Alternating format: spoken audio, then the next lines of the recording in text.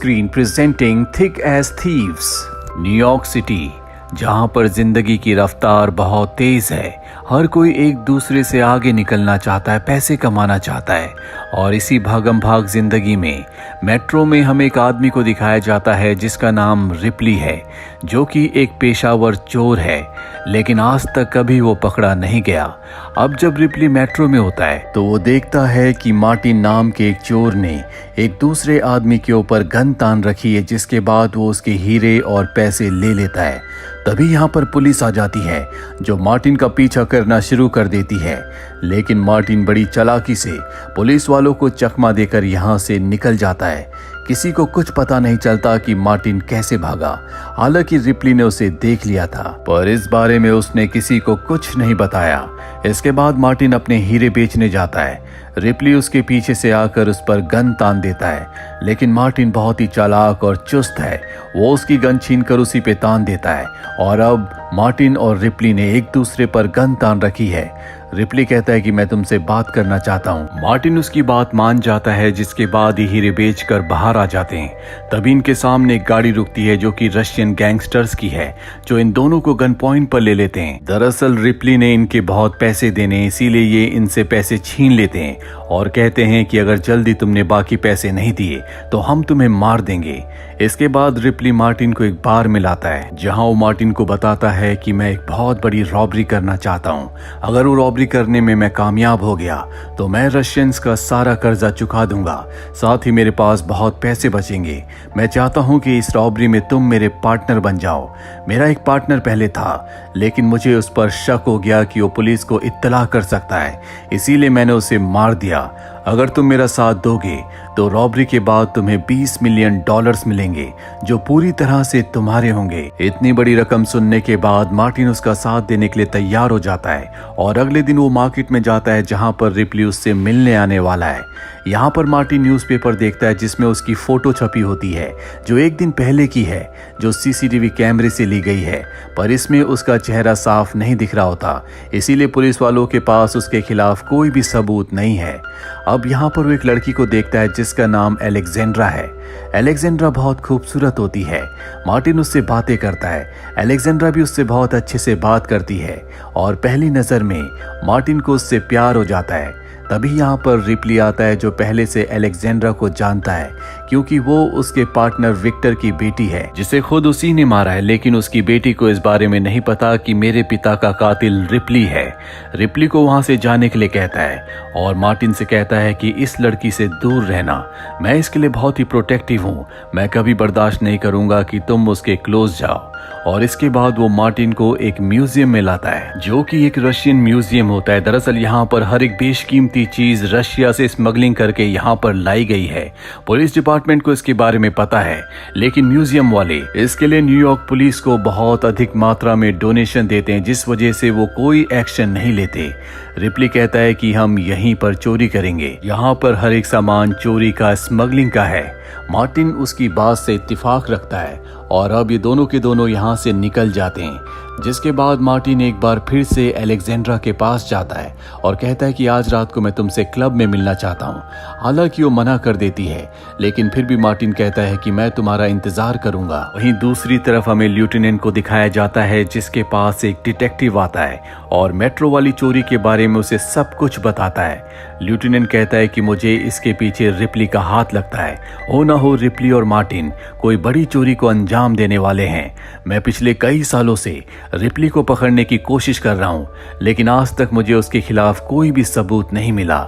मेरी जिंदगी का एक ही मकसद है कि मैं किसी भी कीमत पर रिपली को अरेस्ट करूं। वहीं हमें मार्टिन को दिखाया जाता है, जो एलेक्जेंड्रा का इंतजार कर रहा है। कुछ देर के बाद एलेक्जेंड्रा वहां पर आ जाती है। ये दोनों एक दूसरे के साथ बहुत अच्छा टाइम स्पेंड करते हैं, डांस भी करते हैं। जिसके बाद ये दोनों बैठ जाते हैं। एलेक्जेंड्रा मार्टिन को बताती है कि मेरे पिता अब इस दुनिया में नहीं रहे और उन्हें रशियन माफिया ने मारा है, क्योंकि उन्होंने रशियन माफिया से बहुत पैसे उधार लिए थे। वो चाहते थे कि रिपली म्यूजियम से उन कीमती एग्स को चुराए। जो जानने के बाद मेरे पिता न्यूयॉर्क पुलिस के पास गए और उनके खबरी बनने को तैयार हो गए, जिसके बाद रशियन माफिया ने उन्हें मार दिया। ये सारी बातें सुनकर मार्टिन बहुत हैरान होता है, क्योंकि उसे पता है कि उसके पिता विक्टर को मारने वाला और कोई नहीं बल्कि रिपली है। रिपली ने खुद उसे बात बताई थी। अब ये दोनों के दोनों घर वापस आ जाते हैं, जहाँ पर ये दोनों एक दूसरे के साथ इंटीमेट भी होते हैं। और अगली सुबह जब उसकी आंख खुलती है तो वहाँ पर एलेक्जेंड्रा नहीं होती, बल्कि उसके सामने रिप्ली होता है, जो मार्टिन से कहता है कि मैंने तुमसे कहा था कि एलेक्जेंड्रा से दूर रहना, वैसे भी हमें बहुत काम करने हैं।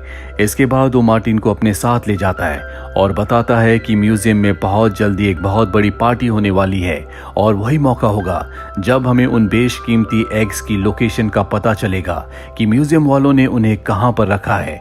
इसके बाद वो मार्टिन को एक बटन देता है जो कि एक कैमरा है और बताता है कि एक खास टेलर है जो पुलिस वालों के कपड़े बनाता है और वहां पर ज़ेकॉव के भी कपड़े बन रहे हैं, जिसके पास म्यूजियम के हर एक दरवाजे का एक्सेस है। तुम्हें इस बटन को उसके कपड़ों पर लगाना होगा।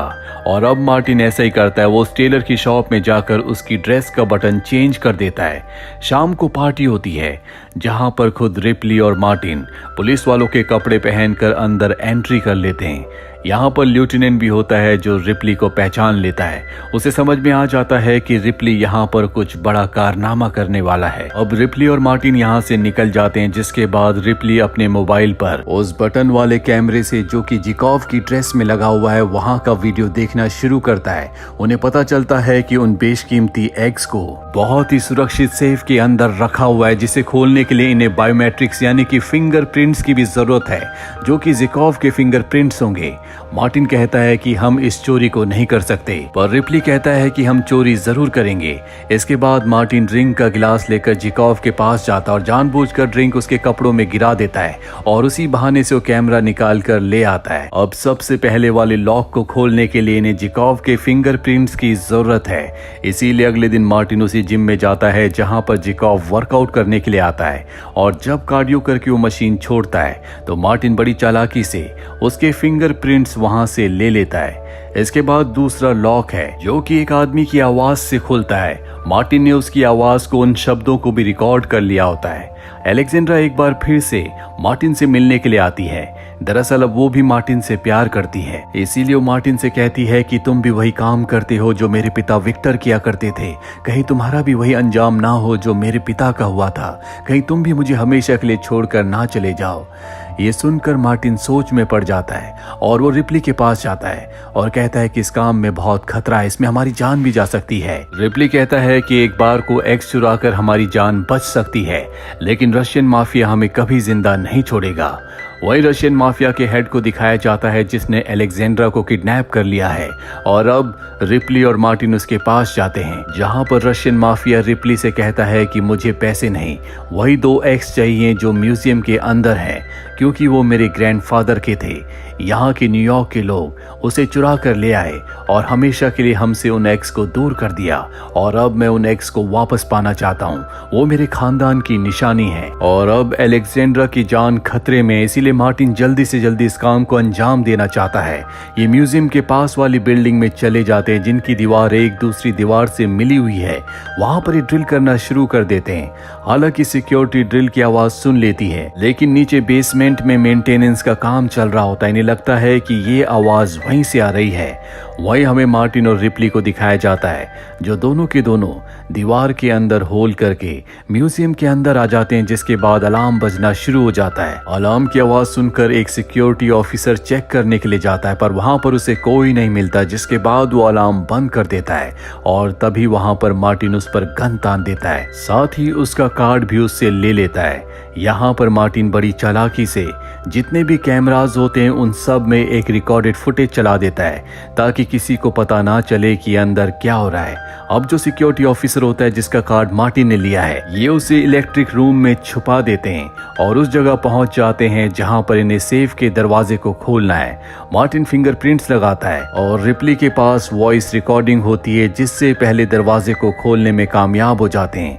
लेकिन अब भी इनके सामने जो सेफ है वहां तक पहुंचना इतना आसान नहीं है, क्योंकि बीच में लेजर लाइट्स का पूरा जाल बिछा हुआ है। लेकिन मार्टिन बड़ी चालाकी से धीरे धीरे आगे बढ़ता है।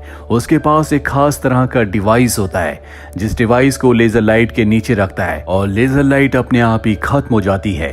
ये दोनों के दोनों सेफ तक पहुंच जाते हैं, लेकिन इस सेफ को खोलना भी इतना आसान नहीं है। इसमें इन्हें बहुत वक्त लगने वाला है। वही लेफ्टिनेंट को दिखाया जाता है जिसे फोन आता और बताया जाता है कि कुछ देर पहले म्यूजियम के अंदर अपने आप ही अलार्म बजना शुरू हो गया था, पर अंदर कोई नहीं था। वो समझ जाता है कि हो ना हो रिप्ली आज अपने काम को अंजाम देने वाला है, इसीलिए वो अपनी सिक्योरिटी के साथ म्यूजियम की तरफ निकल पड़ता है। वही म्यूजियम में हमें रिप्ली और मार्टिन को दिखाया जाता है जो सेफ खोलने में कामयाब हो जाते हैं और अभी दोनों के दोनों सेफ के अंदर जाते हैं, जहां पर रिप्ली देखता है कि सामने एक बॉक्स के अंदर वही एग्स हैं जिसे चुराने के लिए वो यहाँ पर आया है। वो एग्स का बॉक्स उठाकर जैसे पीछे पलटता है तो देखता है कि मार्टिन ने उस पर गन तान रखी है। मार्टिन कहता है कि मैं कोई चोर नहीं हूँ, बल्कि मैं लेफ्टिनेंट के लिए काम करता हूँ, मैं एक पुलिस ऑफिसर हूँ। जानबूझकर लेफ्टिनेंट ने मुझे तुम्हारा साथ देने के लिए कहा था ताकि मैं तुम्हें रंगे हाथ पकड़ सकूं और हमेशा के लिए तुम्हें सलाखों के पीछे भेज सकूं। रिप्ली कहता है कि तुम मुझे पकड़ना चाहते हो तो पकड़ लो, लेकिन तुम्हें अलेक्जेंड्रा को बचाना होगा क्योंकि रशियन माफिया उसे मार देंगे। इन एक्स को तुम अपने साथ ले जाओ और अलेक्जेंड्रा को बचा लो। और अब मार्टिन ऐसा ही करता है। दरवाजा बंद होने से पहले वो एक्स लेकर वहां से निकल जाता है, जिसके बाद दरवाजा बंद हो जाता है और रिप्ली अंदर ही फंस जाता है, जिसका मतलब ये है कि पुलिस जल्दी आकर उसे गिरफ्तार कर लेगी।